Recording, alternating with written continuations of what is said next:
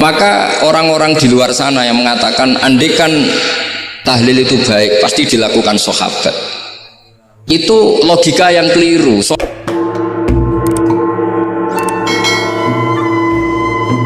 Ini ku ahli sunnah ciri khasnya niku mbok wong tahu dosa kaya apa tetap dianggap Islam.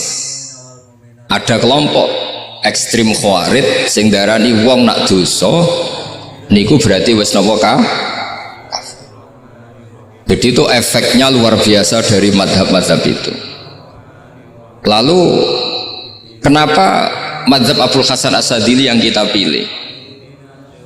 Karena kalau orang Islam kamu kafirkan niku mboten ketemu, cara akal niku mboten ketemu. Nggih cara berpikir kita masyhur Abul Hasan As-Sadili ngendikan wong iku nak kafir mulai cilik nganti 70 tahun.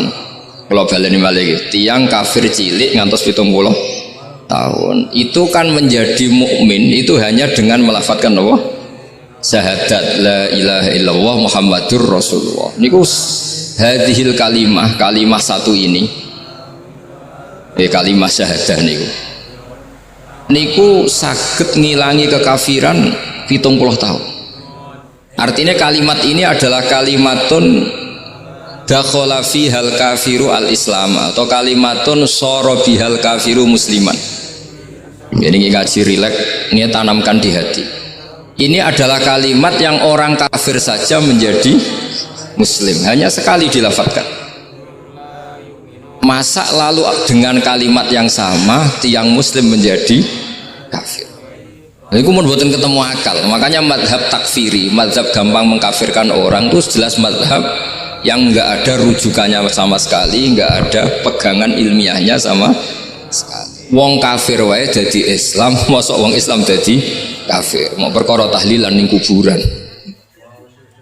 Gara-gara tahlilannya nyekel patok dianggap napa? Kafir. Mergo dianggap njaluk napa? Jaluk bae, jaluk kufur. Lane dawuh Said Muhammad masyhur itu diterjemah di seluruh bahasa di dunia. Wong-wong sing ngafirno iku mbok yo sekali-kali nginceng iku ngrungokno. Lho kula nu sampean tahlil iku yo ora seneng. Kadang sing tahlil yo rada kurang ajar. Kula niku yang ben nak mati, nak sing tahlil nang Jepun niku ora seneng. Mergo yo rada sombong lah wong tahlil iku yo kadang rada sombong. Misale ngaten, kula kiyaine jenengan. Dongane ngene, ya Allah, ini guru saya. Ingkana muhsinan fazid fi ihsani. Kalau dia baik, itu ya tambahlah kebaikannya. Mosok murid muni gurune baik itu kalau itu itu kan ngenyak uang. Ini soleh-soleh permanen dianggap napa? Jadi dungane itu ngeper ingkana muhsinan fazid fi ihsani. Wa ingkana musian fatajawaz anhu. Misalnya kalau dia orang buruk, kalau beliau orang buruk yang kau maafkan.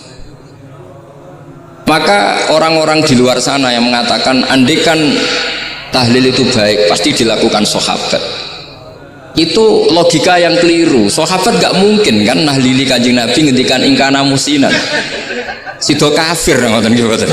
Lah wong Kanjeng Nabi kok apike di ngendikano ingkana ini kok kafir. Wong Nabi kok ingkana andai. Saiki pertanyaannya gini, kita sebagai kiai, sebagai guru, ku murid nak tahlil ya rada kurang ajar sithik.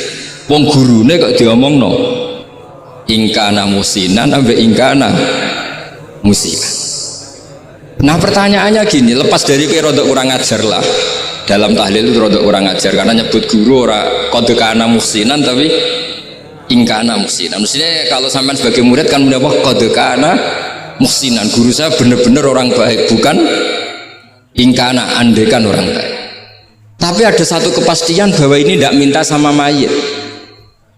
Jadi tujuan kalau kita minta mayit itu salah sama sekali. Wong kita datang ke kuburan malah memintakan ampunan untuk mayit. Kok iso darani njaluk iku piye? Ya mergo mau didelok kok adoh ketoke ngatong ya berarti njaluk. Lah ya wong fatwa kok mau berdasar inceng-incengan kok adoh niku iku ora jelas ya fatwa ngono. Paham gitu. Terus jenengan kudu yakin, yakin bahwa mazhab kita itu yang benar, bahwa tahlilan di kuburan tidak kafir karena tidak minta ke mayit, malah memintakan untuk mayit atau memintakan ampunan untuk mayit. Cuma redaksi sing rontok-rontok ngoten niku dikurangi lah. Nah kangge guru niku nggih ya dikurangi lah, dikurangi. Ya Allah jenengan maha pengampun, kula suwun guru kula jenengan ampuni. Jadi ampun ngangge donga sing teng salat mayit. Nah salat mayit itu kan memang ada sanatnya, memang semua bentuknya seperti itu. Tapi nek ning kuburan kula mboten nate donga teng Mbah Mun ngoten. Ya Allah ini guru saya, Engkau anugerahkan beberapa ilmu, beberapa amal yang manfaat untuk orang banyak. Kula suwun jenengan tampi. Jenengan zat sing maha pengampun. Jenengan ampuni. Tapi mboten ngangge ingkana-ingkana ini.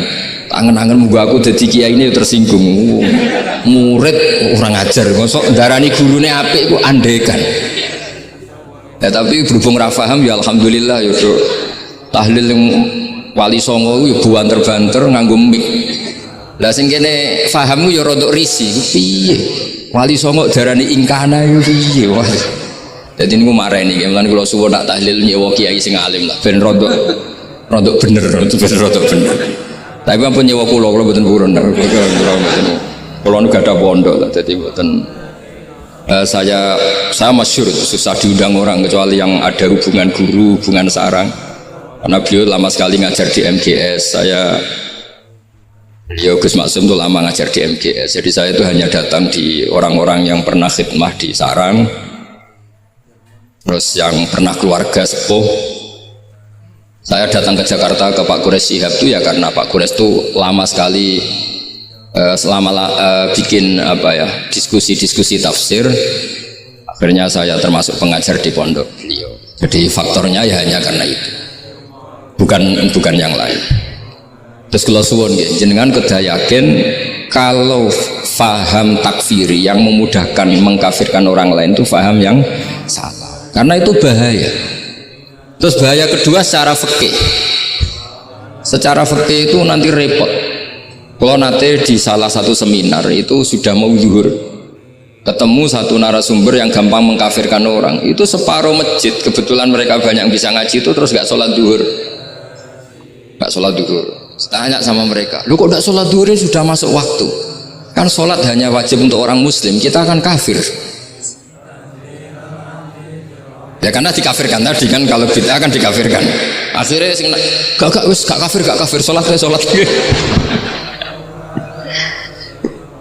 Efek dari mazhab itu panjang. Kalau betul faham mereka itu betul, berarti yang sudah kafir, orang kafir itu wajib sholat enggak kan? Itu malah panjang kan, karena terus menjadikan orang Islam tidak sholat. Nanti ke masjid tidak boleh, orang kafir nggak boleh masuk masjid. Itu efek fikihnya panjang. Jadi kalau suwun mazhab Abil Hasan Asyadzili niku dipegang. Nah itu madhab beliau itu implementasinya di teng kitab Hikam nih. Karena Hikam itu putu murid yang paling bisa mengimplementasikan, menjelaskan cara pandang madhab Abul Hasan Asyadzili sing dados thariqah Syadziliyah. Terus ketiga, itu cara pandang itu detail itu jelimet. Mesti sampean ora kepikiran. Misalnya begini, ketika ada orang salah jenengan marah, itu sebenarnya karena salahnya apa karena hal yang lain? Normalnya orang itu berpikir karena salahnya, itu keliru cara Abul Hasan Asyadzili. Pasti kamu marah itu karena ada hal lain. Misalnya kita pembantu elek kritik mecahno gelas, mesti langsung gua amuk. Alasannya mecahno gelas. Tapi nek sing mecahno iku wong ayu, kowe iso ngamuk. Kowe iso ngamuk wong ayu. Mecahno gelas lah, kok gelas lemari rasa gelas. Sama, kamu janjian sama orang, wongnya nyulayani janji, mesti mbok maki-maki. Katanya jam 10 kok udah datang gini-gini. Nah, tapi kalau yang terlambat itu wong sing ngutangi kowe iso ngamuk orang sing ngutangi kowe. Atau sing terlambat itu komandannya, atasan kamu, atau kiainya. Artinya gini, ketika kamu marah atas nama terlambat, itu sebetulnya karena terlambat atau karena hal lain. Nah, maksiat juga gitu. Cara pikirannya Abul Hasan Asyadzili, ketika kue roh misalnya cawe itu maco naik ninja atau apa, mesti kue darani wah seluput suwuk. Tapi nak dikandani, niku putune jenengan. Mesti langsung, ya Allah jenengan sepunten. Jadi sebenarnya kita kebencian sama orang lain tuh karena kebetulan tuh tidak keluarga kita. Coba kalau itu keluarga kita, pasti kita mikir ulang. Gue gedeng wong ra salat. Mesti sebabnya dua, satu tidak sholat, dua kebetulan tuh tidak anak kamu.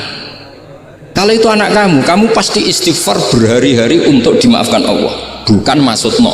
Tapi kalau orang lain gue, mas, pertanyaannya sebetulnya kamu benci itu karena tidak sholatnya, apa karena plus dia tidak anak kamu? Nah itu pikirannya Abul Hasan apa? Gue ngamuk itu gelas pecah, itu perkara itu pecah gelas, apa plus yang pecah no elek? Nah itu pecundang kita, itu cara pikiran Abul Hasan. Kita ini pecundang, pecundang itu nggak fair, apa? Bukan fair. Nah itu terus beliau diantaranya punya cerita Nabi Ibrahim itu pernah diangkat ke Allah di alam malakut. Di alam malakut kemudian ini ada di kitab Hikam juz 2 halaman 4 yang di bab ini yang saya baca. Ini cerita terakhir nih, pun bantu pun sampai tak ngaji suwi-suwi ora mesti paham aduk sediluk. Nak sediluk kan dia alasan, kenapa ora paham? Salah Gus Pak ngulangi sediluk. Lah nak suwi sampean ora paham malah ribet kan? Diulang suwi ora paham goblok tenan berarti kan gitu. Nah ini untuk menjaga harkat dan martabat niku ngajine sediluk mawon dan takoki malaikat. Kenapa ora paham? Salah Gus Pak ngajine sediluk. Jadi duwe napa? Alibi lah gadah napa? Pembelaan. Nabi Ibrahim itu diangkat di alam malakut karena beliau seorang nabi melihat orang maksiat, ditanya sama Allah, ya Allah itu orang-orang maksiat itu makan dari rizkimu, menempati bumimu dan semua fasilitas engkau bikin. Lalu menurut kamu gimana Ibrahim? Ya bunuh saja, matikan saja. Sama Allah dituruti. Melihat lagi ada maksiat yang berbeda, selalu Nabi Ibrahim usul itu dimatikan. Jadi Ibrahim pernah jadi garis keras lagi, keras sekali. Lalu suatu saat Nabi Ibrahim itu disuruh nyembelih Ismail. Disuruh nyembelih apa? Ismail. Baru disuruh nyembelih Ismail, Nabi Ibrahim tanya, loh ini anak saya ya Allah, ini samrotu fuadi, ini buah hati saya, kenapa engkau nyuruh menyembelih? Jarai ngetikane pangeran, apa kamu tidak ingat ketika tak angkat di alam malakut beberapa hambaku kamu usul supaya tak bunuh? Cara Jawa ini, cara Jepang ini kira rasani dadi aku itu pangeran sing gawe aku enak wae usul-usul kon mateni jare. Saiki gentenan, saiki anakmu sembelih. Rumang sama udah di pangeran gak sayang mbek kaula. Kowe tak dadekno nabi ku kon dakwah ora kon mateni. Nabi Ibrahim nangis. Nah inilah perbandingan bagi kita. Sebenarnya saat kita benci maksiat, itu sebetulnya di hati kita itu tidak hanya maksiat, kita ada tidak fairnya, plus itu ada orang yang terkait dengan kita. Jika misalnya mau wangkel, misalnya penyanyi sing piye mau wangkel, suatu saat penyanyi gue aku, masa gue belum jadi bojomu, hilang mangkelmu kan? Jadi pecundang, kita ini sebetulnya pecundang. Nah, syukur-syukur memang makom kamu sudah tinggi. Memang benar-benar benci karena maksiat, paribasane wayu gelembok rabi tetap mangkel. Tapi saya tidak yakin soleh-soleh seperti ini imannya sampai seperti itu, tidak yakin. Dan saya kalau yakin begitu berarti keyakinan salah itu salah dan bodoh itu, karena itu nggak terbukti. Makanya ini kitab baru kalian, kitab Hikam, karena ini acara ngaji Hikam kula waos. Sedikit mawon kula waos ini jawabannya Nabi Ibrahim ketika disuruh nyembelih Ismail teng halaman 4 juz 2. Allahumma hadza waladi wa samratu fuadi wa habbun nasi ilayya. Fasami aqailan yaqul ama tazkurul lailah allati sa'alta fiha ihlaka abdi. Awama ta'lamu anni rahimun bi ibadi kama anta syaqiqun bi waladik. Jadi Ibrahim, anak kamu sembelih. Kata Ibrahim, ini nggak mungkin Gusti, ini buah hati saya, kenapa engkau minta ini tak sembelih? Apa kamu tidak ingat pernah mengusulkan saya menghabisi sekian hamba saya? Kalau kamu bisa sayang anak kamu, saya juga sayang hamba-hamba kue enak we. Mikir. Jadi makanya kalau suwon kita ini hidup harus insaf. Nak kira dia duit, iku yo mangkel tenan, loro tenan. Terus bojomu mbok kon sabar pas kowe ra ngekeki duit, iku yo ora fair. Yo ben ngamuk. Satu kelihatan cerdas. Memang kondisi nggak punya uang itu harus ditanggapi dengan marah. Masa diapresiasi. Pinter mas kowe saiki dadi wong zuhud. Wah ya ribet kan. Wes jos mas sampean saiki ra duwe duit, sampean dadi wong zuhud, wong waro. Tapi ada mati bareng saiki. Jadi sebetulnya Allah bikin emosi itu andai kan boleh dibahasakan wis dipikir. Walau la dafwa inna safa'duhum bi ba'dil lafasadatil. Jadi bumi ini sebaiknya itu diisi dengan sekian perbedaan. Tapi tidak konflik ya, perbedaan dengan konflik itu beda. Saya ulang lagi, bumi ini sebaiknya diisi dari sekian apa? Perbedaan, karena justru itu bagus. Saya itu berkali-kali bilang, andai kan tidak ada pikiran kedua, ini dunia ini sudah rusak. Harus ada pikiran kedua. Misalnya ono wong kok terlalu apik mbek kanca, mesti bojone sambat, wong gak men ngopi mbek kancane ra tau ngapi mbek bojone. Tapi kalau ngopi mbek bojone terus, mesti kancane sing sambat. Wah, jok rabi lali kanca. Ribet. Manusa itu ribet. Kados kula dugi mriki ini hormat Gus Maksum. Nggih mungkin tok ganjaran. Tapi untuk dosa sithik-sithik ninggal pondok. Jadi ya sudah. Ya mau tidak mau karena memang hidup itu tidak banyak pilihan. Ada orang sering ibadah di masjid, sholat itu ya bagus, tapi dia pasti tidak baik dalam sistem sosial. Umpama wong soleh kabeh ning masjid itu donya akeh sing mati karena tidak ada tim SAR paling murah. Loh iya kan, wong kecelakaan itu penolong pertama itu orang yang di masjid apa sing tukang ning dalan-dalan. Artinya sing ning masjid iktikaf mesti ra duwe ganjaran nulung wong kecelakaan. Artinya ada kebaikan yang pasti nggak bisa dilakukan orang yang sedang di masjid. Andai kan yang di jalan itu orang-orang soleh itu wah dunia sebaldatun thayyibatu warabun ghafur. Loh ya betul. Nabi pernah ditanya sahabat, ya Rasulullah kita ini senengane ngegeng di jalan. Kata Nabi ya sudah nggak apa-apa asal a'tut thariq haqqaha, ya kamu memberi haknya jalan. Apa itu? Amar ma'ruf nahi mungkar. Maksudnya nahi mungkar gini. Misalnya di bus itu ada orang soleh mayoritas, itu sing nyopet yang wedi, mergo mesti ditabuki wong akeh. Kalau yang di perapatan wong soleh kabeh, sing beda itu ya isin. Mergo sing perapatan wong soleh kabeh. Nah, masalah iki ra soleh kabeh, kemarin ribet kan gak soleh kabeh. Jadi sebetulnya Indonesia itu aman kalau yang di jalan tuh soleh semua, karena perempuan lewat gak diganggu, ada copet gak berani, semuanya aman. Maka di Islam itu menyebut kebaikan itu jumlahnya banyak sekali. Tidak bisa kamu wah hebat-hebatnya wong sing ning masjid terus, tidak bisa seperti itu. Andai kan semua orang di masjid, nah ono kecelakaan pertama yang nolong siapa? Nah ono wong golek alamat tuh takok sapa kabeh ning jero masjid. Ribet kan? Nah, makanya ini Quran bikin aturan wala taq'udu bi kulli siratin tu'iduna wa tasudduna an sabilillah. Yang enggak boleh itu duduk di jalan sambil mengganggu atau mengancam hal-hal yang baik. Tapi kalau duduk di jalan justru membantu hal-hal yang baik, maka ini disyariatkan oleh Jadi ini kita harus mulai mikir ya. Jadi walhasil ngendikane kitab hikam, bayangkan yang maksiat itu anak kamu, istri kamu. Pilihan kamu itu memaafkan dan minta dimaafkan oleh Allah. Tapi ketika orang lain kamu minta supaya dilaknati Allah, ini tidak fair.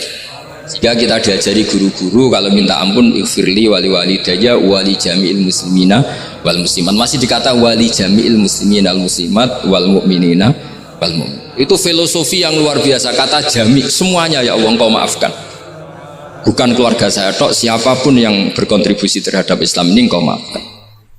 Begitu juga di muqaddimah khutbah kula suwun harus ditradisikan wala alihi wa sahbihi ajmain. Kata ajmain ini kata pembeda. Mungkin orang baca hanya rutin, tapi kita yang nekuni ilmu, ajmain ini kata kunci. Fa inna ahla syiah akramu sahabiyan wa ahanu sahabiyan akhar. Tradisi madhab syiah itu apa? Ada sahabat yang begitu dimulia-muliakan berlebihan kayak Sayyidina Ali, dan ada yang dihinakan kayak Abu Bakar dan Umar. Lalu pembedanya dengan ahli sunnah apa?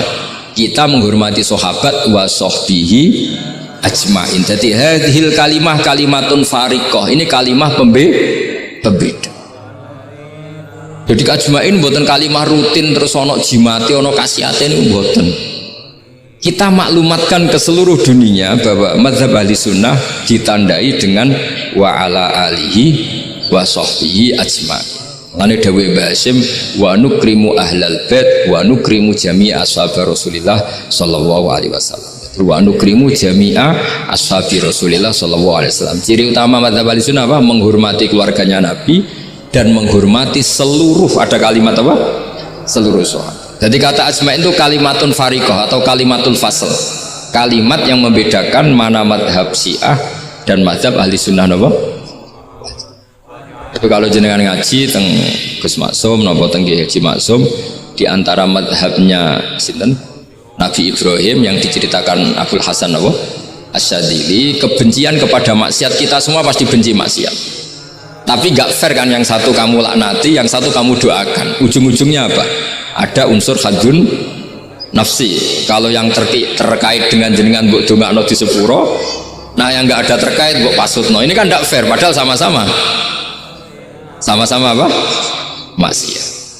Kalau suwun polemik tentang ketentuan gimana hukumnya ziarah kubur, ya hukumnya baik karena mendoakan atau memintakan ampun untuk yang mati, bukan meminta sama yang udah bisa Muhammad kena arah percaya rukokno wong didelok kok ado, ora didelok kok ado pancen yo ngeri kan.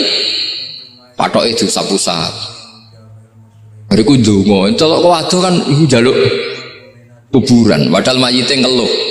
Ngeluhe perkara mau, kadang nek sing kiai ini rapati iso ngaji sampean ingkana. Wali kok darani napa? Ya Allah, jika mayit ini, andekan mayit ini baik maka, dan andekan tidak, lu cara kowe dadi mayite. Bocah ora jelas sih. Mayit. Lah makanya ini cobalah kalau sholat jenazah tidak apa-apa doa itu karena sanatnya seperti itu. Kalau doa guru ya diatur-atur yang baik lah, langsung mawon ya ghafiratunu wal khotiat gini-gini, saya mohon beliau amal baiknya jangan terima, amal buruknya jangan ampuni, karena guru juga manusia tidak nabi. Boten terus apa pakai apa ingkana.